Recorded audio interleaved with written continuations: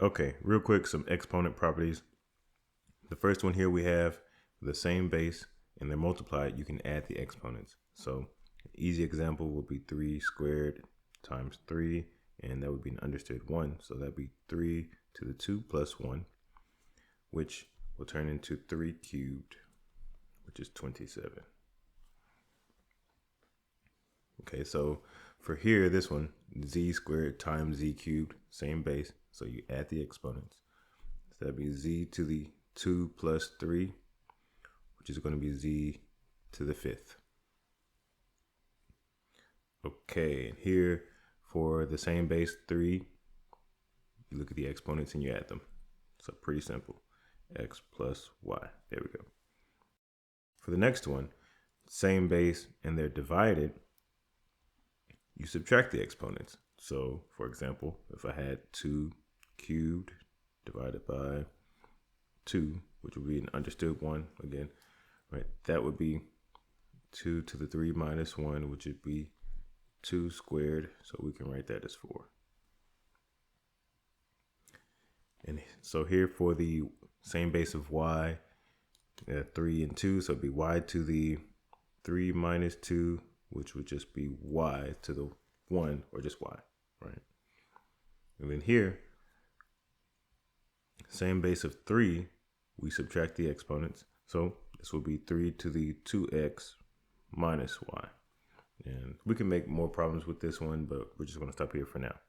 Okay, the next one is when you have an exponent of an exponent. So you have a term in parentheses with an exponent, then there's an exponent on the outside. You multiply those exponents. So for example, if I had 2 squared cubed, that would be 2 to the 6th power, which is 64, right?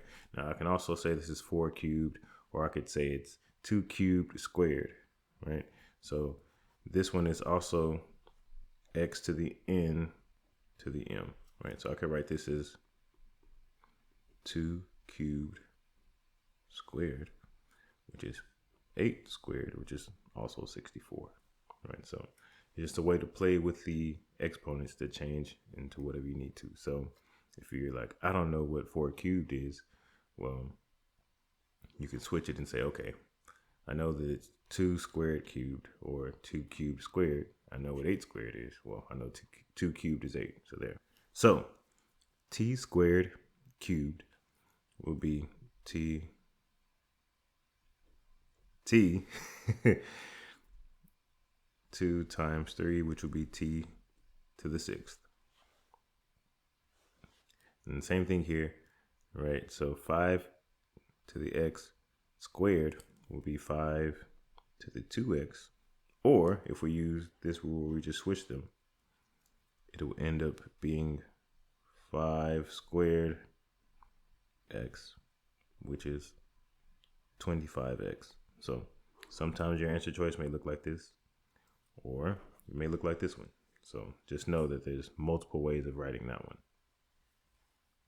Okay, so for the next one, so when you have two terms with a power on the outside and they're multiplied inside parentheses, multiplication is important.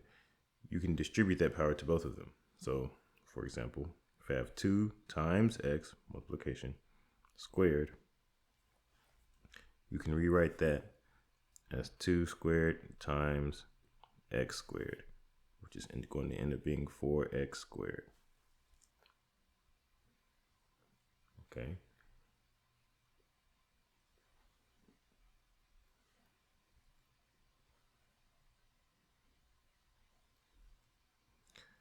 So here we can distribute this power to all three of these since they're multiplied.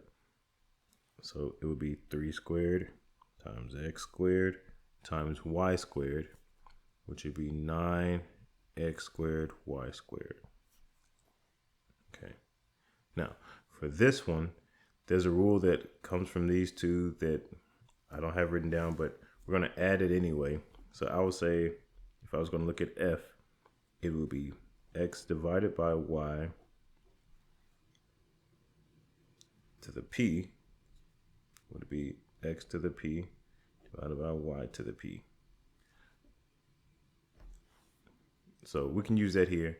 and distribute this power to all three of these. So it would be x squared to the fourth power times y to the 1/2 to the fourth power, all divided by z to the fourth power.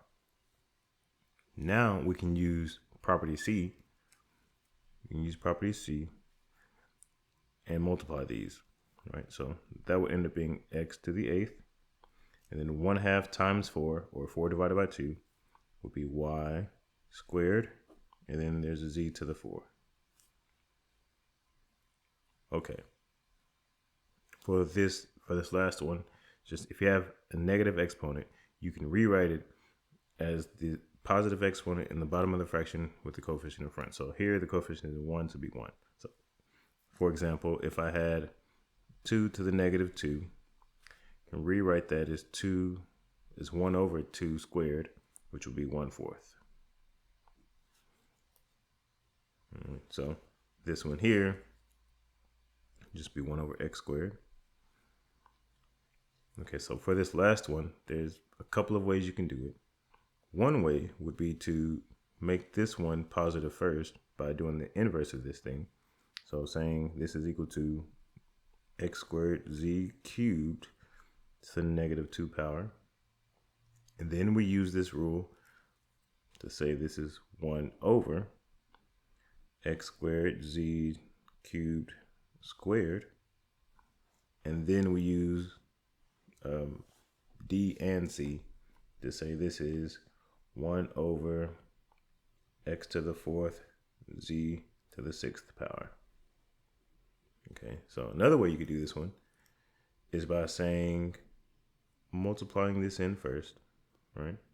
So we can say this is equal to x to the negative 4, and then z to the positive 6, and then we bring the x down. So then it would be 1 over x to the 4th and z to the 6th again, right? So there's multiple ways of doing these. It's really up to you. Just make sure you use the correct rules or properties. This PDF will be in the description.